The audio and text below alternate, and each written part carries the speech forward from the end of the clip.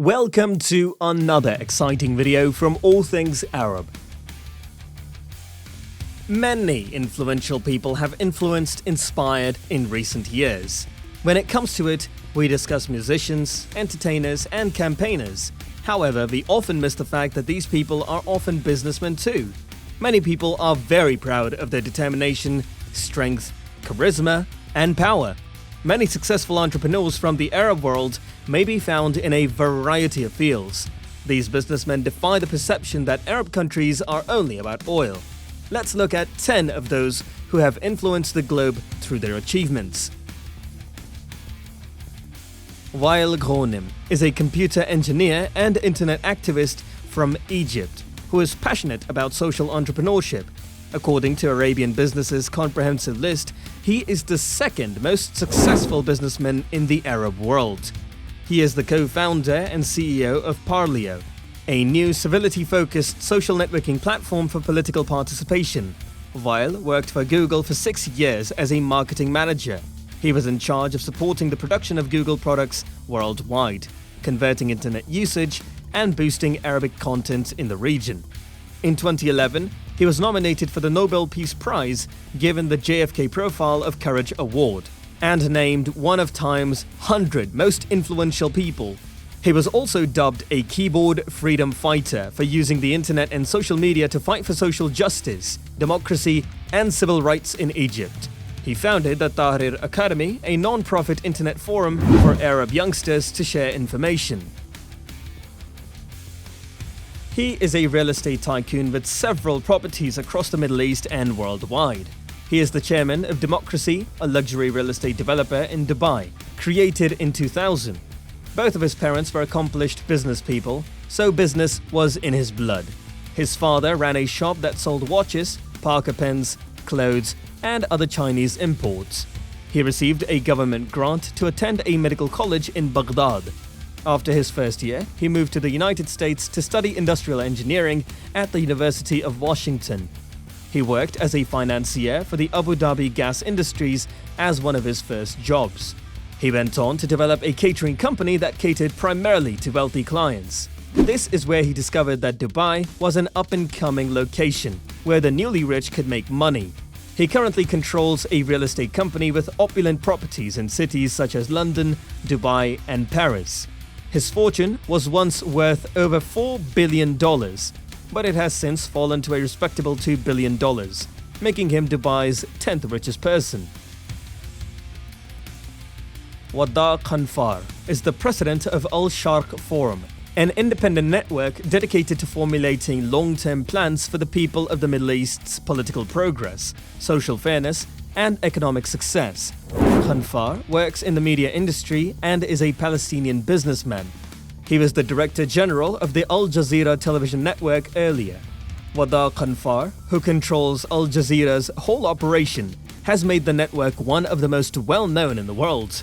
During his tenure, Al Jazeera evolved from a single channel to a multi-platform media company with channels such as Al Jazeera Arabic, Al Jazeera English, Al Jazeera Documentary, and others. Majid Al Futtaim is a billionaire Emirati businessman who founded and owns the Majid Al Futtaim Group, an Emirati real estate and retail company with projects in Africa and Asia. Majid Al Futtaim formed Majid Al Futtaim Holding, or MAF, in 1992, a retail and entertainment conglomerate. He owns and maintains 13 hotels and 26 shopping malls, including the Dubai Mall and the Cairo Mall. So now you know who owns Dubai Mall. The non-family members operate the conglomerate, which reports its revenues and profits annually. His son, Tariq, sits on the board of directors. In 2018, the company generated $9.4 billion in revenue, but it lost a minor amount of money due to a market downturn. But that didn't affect the billionaire status. Mohammed Al Amoudi is a multi-billionaire Ethiopian Saudi businessman. Forbes assessed his net worth to be at $10.9 billion. He was also named Ethiopia's richest man, the world's second wealthiest Saudi Arabian citizen, and the world's wealthiest person of African heritage. Now that is a lot of achievements. Before buying oil refineries in Sweden and Morocco, he spent his money in building and real estate. In addition, he has industrial properties in Sweden, Ethiopia, and Saudi Arabia, Svenska Petroleum Exploration, and Preem, Sweden's largest oil refiner, are among them. He owns Midrock Gold, Ethiopia's largest miner, hotels, coffee and rice plantations in Addis Ababa, and an oil company. In Saudi Arabia, the United States, Europe, and Africa, Al Amoudi has pledged funding to help healthcare and sports. At King Abdulaziz University, he established a breast cancer research center. Al Amoudi also contributed to the creation of an enhanced oil recovery research chair at King Saud University. He also fully supported King Abdullah University's King Abdullah Institute for Nanotechnology. He was also listed as a donor to the William J. Clinton Foundation. He is said to have given the charity between $5 million and $10 million. He promised 100 million Ethiopian birr in 2011 to build a stadium and access road in Mekelle. The Sheikh Mohammed Hussein Ali Al Amoudi Stadium was inaugurated in 2017. According to reports, this stadium cost more than $22 billion to build and took 4.5 years to construct.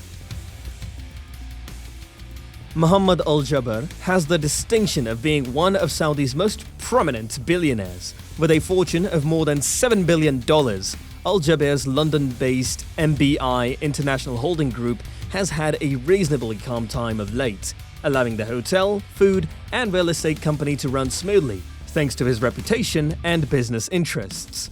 JJW Hotels and Resorts owns and administers more than 50 locations in Europe and Egypt. Continental Oil, Jadawel International Construction, and Ajwa Food Processing Group are all under his control. Through his company, JJW Hotels and Resorts, Mohammed bin Issa Al Jaber controls several premium and affordable hotels across Europe and Egypt. Through his foundation, Al Jaber, a UNESCO Special Envoy, has arranged funding to restore Mali's cultural treasures, including mosques and historic Muslim manuscripts which have been damaged.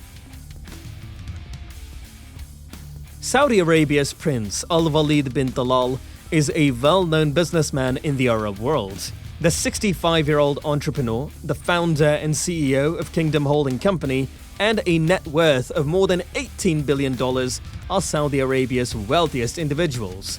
In November 2017, Forbes ranked him as the world's 45th richest man. Kingdom Holding Co., which Al-Waleed owns, is notable for controlling parts of private and public firms throughout the Middle East, Europe, and the United States. His holdings include the Savoy, one of London's most iconic hotels, and the Four Seasons Hotel George V in Paris. He and Bill Gates are co-owners of the Four Seasons Hotel Group. In addition, he is the proprietor of the opulent Raffles Seychelles Resort. The prince also owns Lyft, a ride-sharing service, and Rotana, the largest Arab entertainment company. He also made significant investments in Citigroup, Apple, Twitter, and News Corporation owned by Rupert Murdoch. Suhail Bahwan is an Omani businessman who is worth $1 billion. Bahwan began his career as a small-scale trader in Sir, operating a single shop that he inherited from his father, and conducting business between Oman and India. In 1965, he relocated to Muscat, the capital, and founded a shop called Suhail and Saud Bahwan in the Mutra Souk with his brother Saud, first selling construction equipment and fishing nets. He received the local license for Seiko in 1968 and subsequently for Toyota in 1969. The Suhail Bahwan Group has become Oman's largest privately held corporation interested in fertilizers, healthcare, construction, and vehicles. It is a big fertilizer production, producing 1.3 million tons of urea per year. Nissan and BMW dealerships are also under its control. In 2002, he separated from his brother, who kept the Toyota business and passed it down to Mohammed following his death. Nassef Sawiris is an heir of Egypt's wealthiest family and an investor. He is the owner of the Orascom conglomerate, which includes businesses in telecommunications, construction, tourism, industries, and technology. His most significant asset is a nearly 60% ownership in Adidas, a sportswear company. In December 2020, he purchased a 5% share in Madison Square Garden Sports, the NBA Knicks and NHL Rangers franchises listed on the New York Stock Exchange. He is the CEO of OCI, a global nitrogen fertilizer company with factories in Texas and Iowa that trades on the Euronext Amsterdam platform. Orascom Construction, an engineering and construction company, is listed on the Cairo Stock Exchange and the Nasdaq Dubai. Issad Rebrab is an Algerian millionaire businessman and the CEO of the Cevital Industrial Group, which operates in steel, food, agro, and electronics. Cevital is the owner of one of the world's largest sugar refineries, capable of producing 2 million tons of sugar each year. Cevital owns several European businesses, including Group Brandt, a French home appliance manufacturer, an Italian steel mill, and a German water purification firm.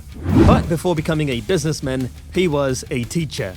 Rebrab taught accounting and commercial law after graduation from a professional institution. He quit teaching and opened his accounting practice shortly after. His industrial career began in 1971, when one of his clients suggested purchasing stock in a metallurgic construction firm. He bought 20% of SOCOM's stock. After that, he founded Profilor in 1975 and Metal Cider in 1988, both in the steel sector. Rebrab paid $45 million in purchasing the El Khabar Media Group in 2016. He already owns the French-Algerian daily paper Liberté. Therefore, this was his second media investment. The wealthiest Arab businessmen have taken over the world throughout the years. People are enthralled by their luxurious lifestyles and high living standards. It is a common misconception that Arab countries exclusively do business through oil, but our list proves incorrect. Various more initiatives are also available, and these businessmen are proving it right. One of the critical factors is that every person on this list is working to better society. They are indeed an inspiration. So there you have it, the top 10 wealthiest Arab businessmen. Guys, we hope you enjoyed the video, and we'll see you in the next one. Thank you for watching, and if you enjoyed it, please give it a thumbs up, subscribe to our YouTube channel, and share it with your friends. Thanks for watching the video. Comment down below which part you like the most, or click the thumbs up button if you like the video.